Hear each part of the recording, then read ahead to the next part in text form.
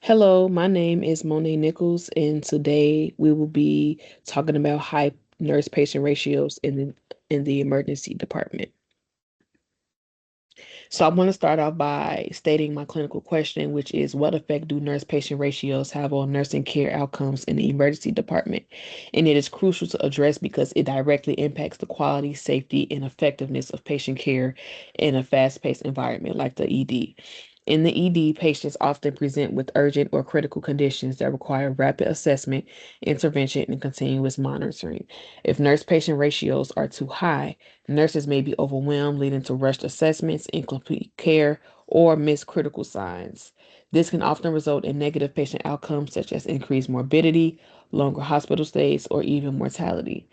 Conversely, optimal nurse patient ratios enable nurses to provide timely and thorough care, improving patient safety, recovery times, and overall satisfaction.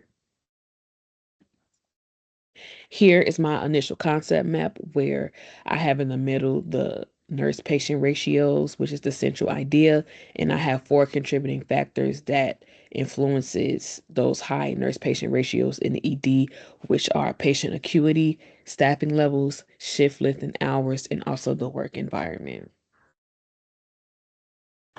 So here I decided to apply Dorothy Johnson's behavioral system model to address my clinical question because it focuses on the behavioral aspects of individuals and how they adapt to their environment, which can be deeply impacted by the care environment. Dorothy's model emphasizes the importance of maintaining balance within each behavioral subsystem, which is crucial when addressing patient care in the ED. When nurses are overwhelmed by high patient loads, their ability to assess and address these behavioral needs can be compromised, and it can also lead to increased anxiety, reduced coping mechanisms, and poor health outcomes for patients. By ensuring that nurse patient ratios are appropriate, nurses are better able to provide holistic care that addresses not only the physical but also the behavioral needs of the patients. And on this slide, this is a combination of my initial concept map along with Dorothy's model. And this model on this slide directly linked to the clinical question regarding nurse patient ratios in the ED because it emphasizes the importance of balancing and addressing the behavioral subsystems of the patients. So the model suggests that individuals function as a system of behaviors that require balance for effective functioning. In the context of the ED, this balance is disrupted when nurse patient ratios are too high, as it can compromise the nurse's ability to meet patients' physical, psychological, and even emotional needs. In the ED setting, patients often experience high levels of stress, anxiety, and fear, which can affect their behavior in response to care.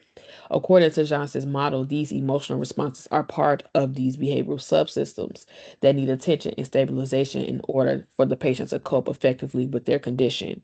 If nurses are overwhelmed by high patient loads, they may not have the time or capacity to address these behavioral needs, which may lead to poorer outcomes, higher levels of distress, and also slower recovery times. As far as the anticipated outcomes are concerned, I have three listed down. So we have improvements in patient satisfaction, reduced patient ED wait times, and also maintain the balance within each behavioral subsystem for both the patient and the nurse. And these anticipated outcomes will be more efficient in terms of creating a more holistic healthcare system where both patient and healthcare providers thrive with enhanced clinical outcomes, higher levels of patient satisfaction, and a more engaged nursing workforce. The main takeaway that I would like my peers to take away from my presentation today is integrating Dorothy Johnson's behavioral model into daily practice. And when I say in practice, this means advocating for better staffing levels and applying evidence based strategies to ensure that each patient receives individualized, compassionate care. By balancing the behavioral needs and promoting stability in patients, nurses can help reduce anxiety, improve patient satisfaction, and potentially shorten recovery times. Ultimately, adopting this approach will not only improve patient outcomes, but can also contribute to a more fulfilling and sustainable work environment for nurses. And these are my references that are used to put this presentation together, as well as everything revolving around my clinical question. And I would like to thank everyone for listening to my presentation.